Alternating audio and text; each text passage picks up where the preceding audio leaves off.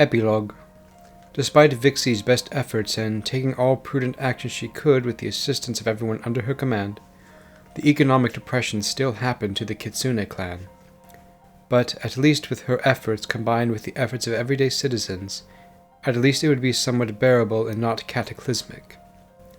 As for Inari, she was still under the training of her brother, Father Victor, for her catechism in secret, and her relationship with Sozunyaku continued to grow until she couldn't hold herself back any further and gave herself to him as his wife. And so, the procession began in traditional Kitsune fashion with everything except the presiding priest being Father Victor, rather than a high priest of the cult of Okami Inari.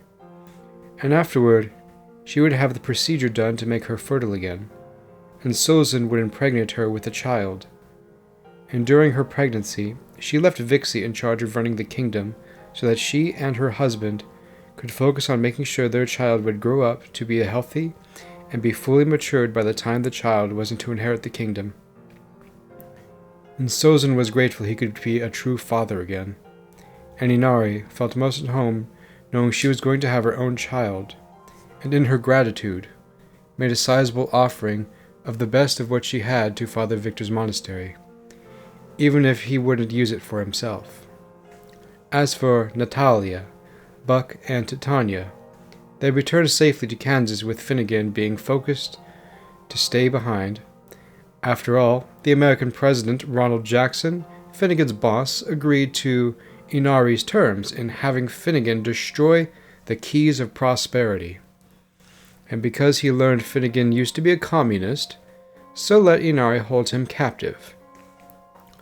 After all, the 50 States program for the magically gifted had its very purpose to deal with powerful magical creatures, but he wasn't going to have Finnegan start until after Natalia and Buck were done with their scheduled time off, because Titania was indispensable for getting into King Azriel's floating palace.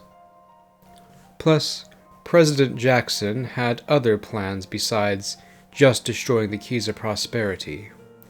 He had unsettled business with King Azriel and the Dark Mage Isis for being responsible for the false flag that started the American Solstiran War that killed so many of his own countrymen. As for the Dark Mage Isis, she perfected her nightmare monsters and used the keys of prosperity to morph the Void Kingdom from a backwater country into a formidable force. It became so fearsome under the Dark Mage's rule that, out of fear and having no reasonable defense against dark magic, the citizens of the Void Kingdom made themselves obedient to the Dark Mage's tyranny. And with the Staff of Darkness, Isis was able to make the keys of prosperity all the more powerful with the dark magic that empowered them.